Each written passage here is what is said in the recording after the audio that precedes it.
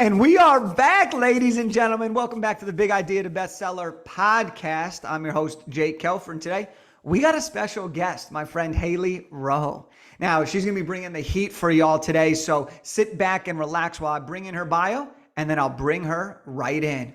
Hailey Rowe is a marketing sales coach and LinkedIn lead generation service provider. She helps authors, coaches, and service-based business owners get clients consistently, develop their no-brainer offers, and grow their income without the social media overwhelm holding them back. She shares her FAST framework, marketing and business tips in her Health Coach Nation podcast and in the Health Coach Nation Facebook group. We'll have that linked up below. She's been named as one of the top 25 coaches in Chicago and one of the top 6 business podcasts for health coaches. Since 2010, Hailey has worked in the coaching industry and in business development marketing for startups.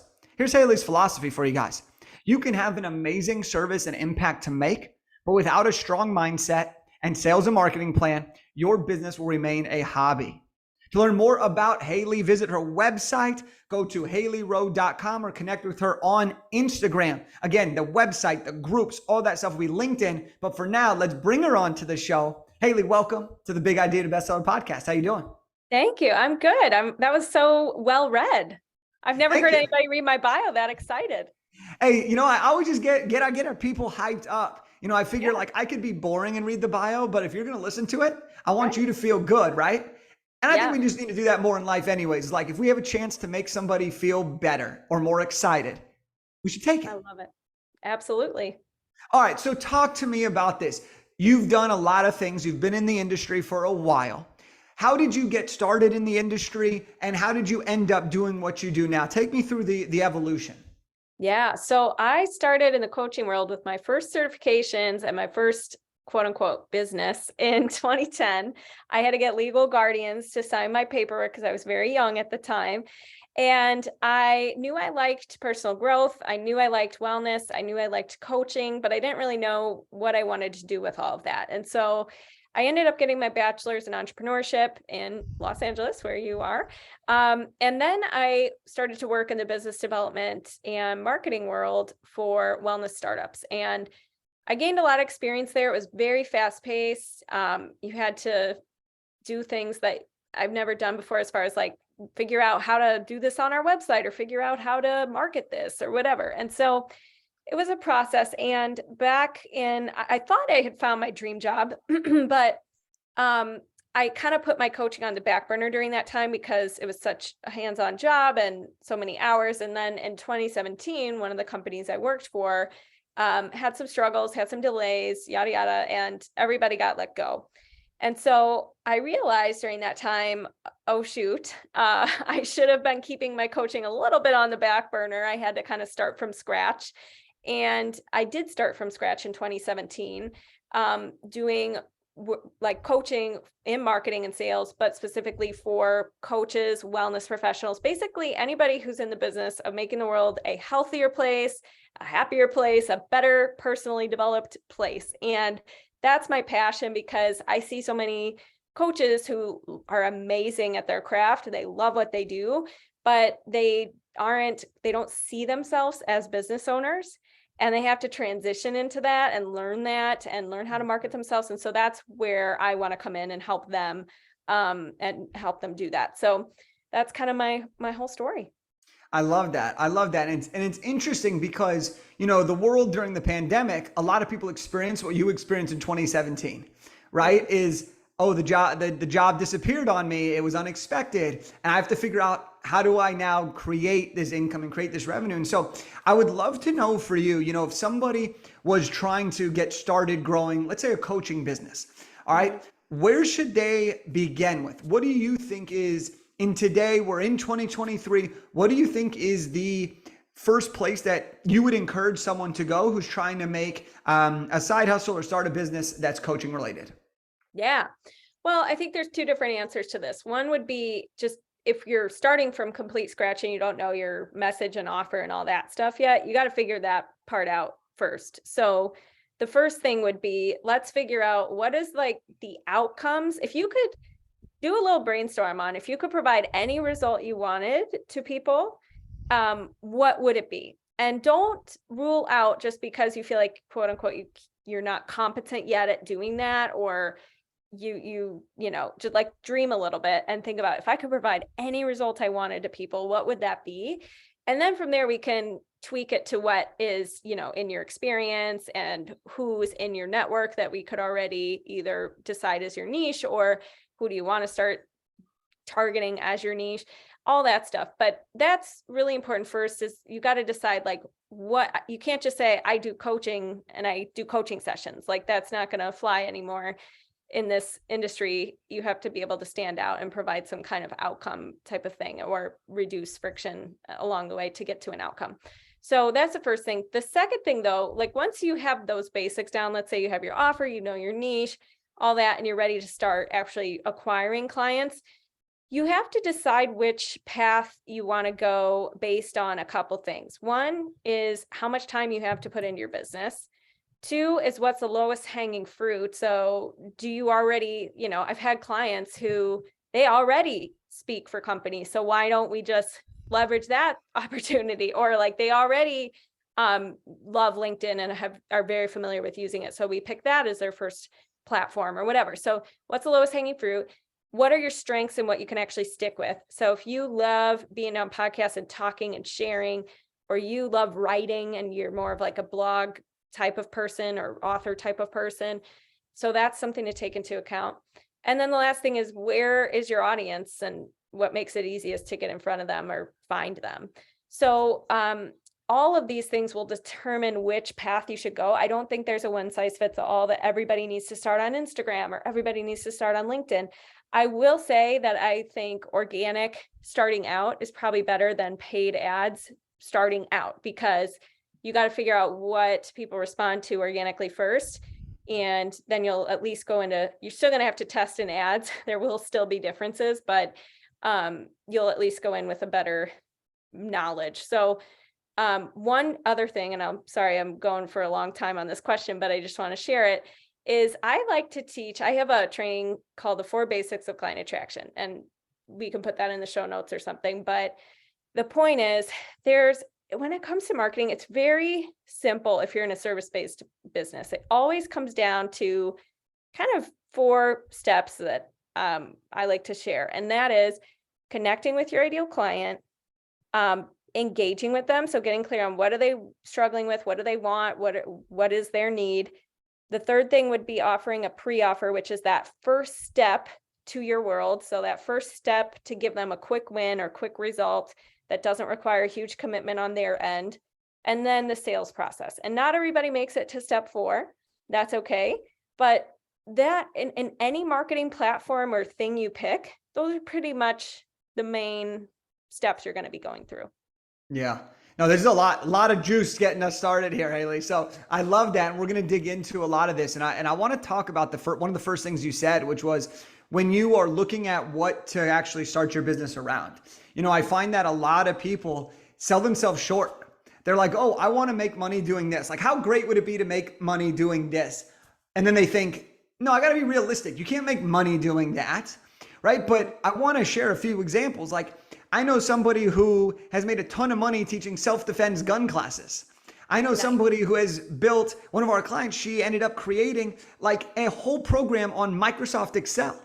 She just loved teaching Excel, and now she does that, right? And so anything that you can teach somebody that people want to learn about, there's opportunity to be made. And there are some crazy niches that are out there, but I think it's so important that if you are excited about it, if it's your purpose, if you're knowledgeable about it, there is an opportunity. Now, a lot of the other stuff you said is how do you leverage that into seeing if that's actually the direction of the business. But in the beginning, go big. Like, there is nobody except for you that will tell you that this idea will or won't work, right? Like, you have to make a decision to put it on the paper first before you can even start to say yes or no to, is this actually viable and can I validate this, right? Right. Well, and you can look at your list and say, how can I be solutions oriented? So if you put on your list, I want to provide the results of, let's say you, Jake, I want to help people become bestsellers. Well, if you probably know how to do that because you've done it yourself. And so you have all the pieces in your program and stuff. But let's say maybe you've never had a client yet that you turned into a bestseller. Well, we could start working backwards to what are all the things I would need to provide, or who would I need to include in my program as a guest, or what kind of things would I need to go tackle and learn before I offer this program, and just brainstorm solutions for how you can offer that result. And of course, you can't offer it today, but you could develop a plan and a program that would allow you to start to offer that and get proof of concept. And then as you do that, you can start marketing that message more. And the other thing that's important for coaches who are really scared to start because they're overthinking things and all that is your message is allowed to evolve. My message started with, I help health coaches, because I only worked with health coaches when I first started. That was it. And now I've expanded, but in the beginning, that was it. And I said, I help you with your business time management and habits. I help you with what are the client generating activities. And I help you overcome the self-doubt and stuff that holds you back from putting yourself out there with your business. And now I can say bigger things because I've helped clients with more things than that. But in the beginning, that was it, because that was all I felt comfortable saying. And so that's where I started. I love that you went there, because it just totally takes me back through my journey of how it's evolved. And a lot of times I see, and I was guilty of this too, is I was trying to find the perfect niche or the perfect result or the perfect thing before I started to actually do it. But that was entirely backwards. As soon as I picked something and I went, the market told me if I was on the right track or if I needed to change or what the pricing should be. But if I never decided, I never got started, I would have never gathered that information. And so my most recent over the last couple of years was, I was speaking to a lot of people and I was like, I could speak to anybody, right? And I niched down a little bit there. And then when I started doing coaching, I was like, I coach entrepreneurs. Then I was like, I coach new entrepreneurs how to get to their first 6 figures, because that was something I had done multiple times in different industries. So I was like, oh, that's a little bit more specific. And then I was like, wait a sec, let's go even deeper. What have I done that's more unique to me? What are the people asking me about? Oh, everybody wants to write books. Well, I help entrepreneurs and coaches write and launch nonfiction books to grow their business. So now it's really specific, right? And people now know, hey, I want to write a book. Okay, Jake's my guy. Or I don't want to write a book. Guess what? They don't come to me. But that's okay. And that's also part of this evolutionary process as you run your business. So I want to take it down this rabbit hole, okay? We're talking about how to identify the right idea. We're talking about really getting going. We're in a new year. And so this means for some people, they're starting scratch. They're like, this is my year. I make this sporadic income more consistent. This is the year that people are saying, I'm hitting that 10K mark consistently. This is people saying, I'm going from 10 to 20 or 30 or 50K a month. This is like that time. What places do you think in 2023 are going to be the best to find quality leads? And I know that this isn't a one size fits all, but where are you putting your attention and kind of telling your clients to find leads? Yeah, I love that. So I'll tell you what I do, and then I can maybe tell you some of my clients. So personally, I have like it didn't start out this way, but I have a very balanced approach. So in other words, I have LinkedIn, Instagram, and Facebook relationship building and posting and stuff going on at all times. And I use pretty much the same posts on all platforms, pretty much the same kind of process to connect with people on all platforms, but that's going on all the time. So I'm utilizing those. Now I've started, because I've been seeing, this is something I'm actually really excited about, is YouTube Shorts. For whatever reason, Instagram, I got mixed feelings on lately. They are changing a lot of stuff. I feel like it's pretty unpredictable as far as what happens with your posts and all that. But I found that YouTube also unpredictable, but better wins. Like I'll post a short and it will just get, over 1,000 views randomly. And I'm just like, whoa, that's cool. And people commenting now and all that stuff. So I'm very into YouTube Shorts right now, repurposing my Instagram Reels into that.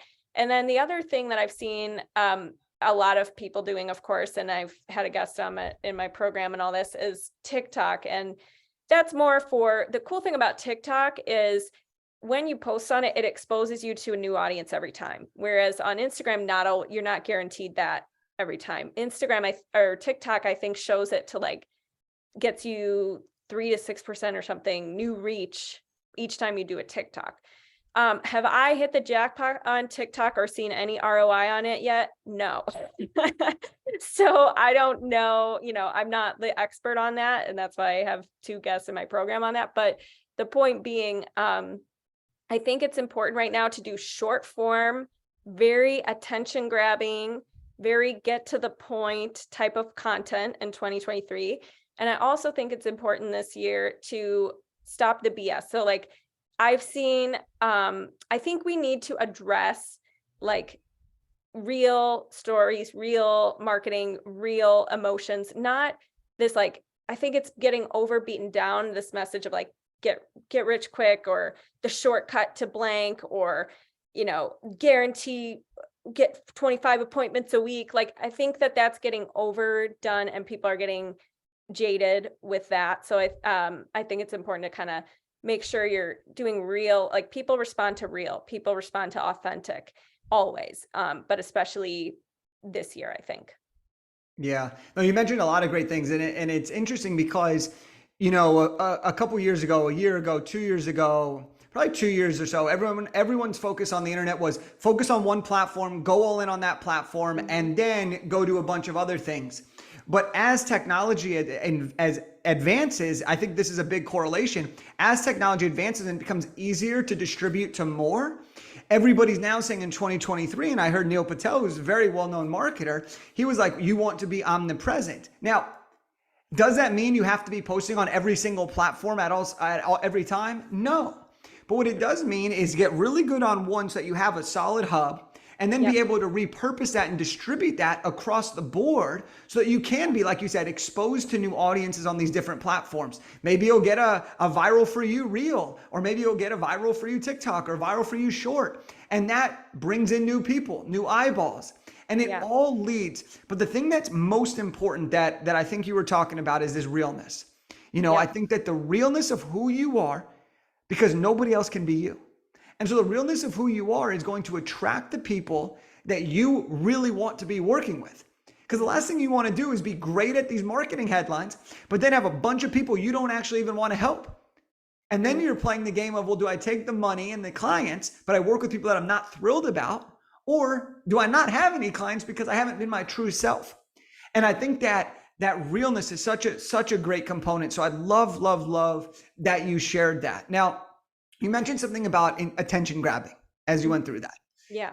When people think of attention grabbing, first thing you normally go to is the things of guarantee this, the shortcut to this, right? Because you're grabbing their attention. That's what we respond to, is the marketing, right? Yeah. So how do you create attention grabbing headlines or attention grabbing content where you can still be your authentic self? Yeah. And you don't want to be like those marketers. Some of those marketers love being that way, and that's great because that's them. But when you have somebody who's not like that, use those headlines, there's a gap. So how do you, for the person who wants to be more authentic and real, but also wants to be attention grabbing, how could they go about producing content and creating headlines? Yes, this is a really awesome question. No one's ever asked this, but I want to go through that. But can I add one thing I forgot to mention? Okay.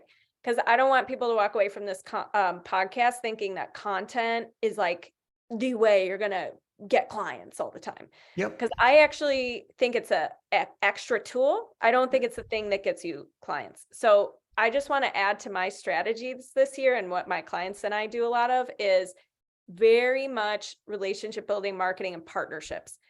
You and I are here on a podcast right now. We connected this week. I've had a podcast every day this week. I've done guest trainings for people's audiences. I do, we share people's freebies. Like I'm very much about how can we get in front of each other's audiences and provide value and do collaborative partnership type of marketing. And I've found that that's very efficient. It does grow my audience. It does have a social media benefit, but it's not, and it is creating content, I guess, because we're doing an interview and stuff. But the point being, I'm not spending all my time worrying about my content, if that makes sense. I'm doing it, but it's not like I know this content is my key to success. My email list is the key to my success. My people I'm talking with and doing partnerships with, that's like what I'm focused on. So I just wanted to share that disclaimer. And then some of my clients like local marketing too, because they don't like online as much. So there's always an option for you if you like hate social media and all that. But social media kind of has to be involved in some way, shape, or form. But I just wanted to share that there's also other things you can be doing to amplify and speed things up. Okay, now to your question about the headlines. I think there's a couple things. One, it's really more about the delivery. So if your headline is, I have a training called How to Book Paying Clients Without Posting More or Needing a Big Audience. Now, I'm not trying to say that you never need to post in that training. I'm saying that that's, as I just said, not the main thing that's going to convert clients. And I explain that in the training, but it's still a catchy headline. And I'm not saying you have to do, no posting, but I'm saying like, you don't need a huge audience to get started and you don't need to post more. Everybody thinks the answer is posting more, and that's not the answer. So I think that there's a balance of like, saying something that is marketable, but that you also explain more in your content. So if you're doing a reel or something and you're saying how to lose 10 pounds in, whatever time frame, as long as you're elaborating on, why you're saying that and you can back it up, it's all good. But if you're saying that and then like that you're not giving the full, like that's an unrealistic timeline, then maybe don't focus on those kinds of headlines. So I think there's a thing where you could do what I guess to get people thinking about what could feel authentic to them. What I would think about is, what are your ideal clients' internal excuses and beliefs that are holding them back from getting to the outcomes you want? And sometimes your headlines aren't going to always be like, make $20 million. Sometimes it's going to be like, literally, how to get out of your own way when it comes to, or how to stop sabotaging yourself in your relationships or something, even if, and then insert something that they've been doing over and over again, or that hasn't worked or something. So the point is, think about internal excuses. Second is, think about external things that are holding them back, whether it's time, whether it's things they've tried in the past. And then the last thing would be, and this is Russell Brunson's idea of, think about what's their objections to what you teach. So if you teach meditation as a stress reliever and people hate meditation because they feel like they're doing it wrong and they need to get educated that they're not doing it wrong, they just need to let their thoughts pass by, then you might make a piece of content on that. So brainstorm that first, and then to put it into a catchy headline, you could either use numbers. So you could say 3 ways to do blah, blah, blah. You could use even if, like, so insert headline, even if you've, and then insert what they've already tried. Or you could use like, so that, and connect it to the dream outcome. Or you can use without, so like do blank without, and then insert what you're not going to make them do.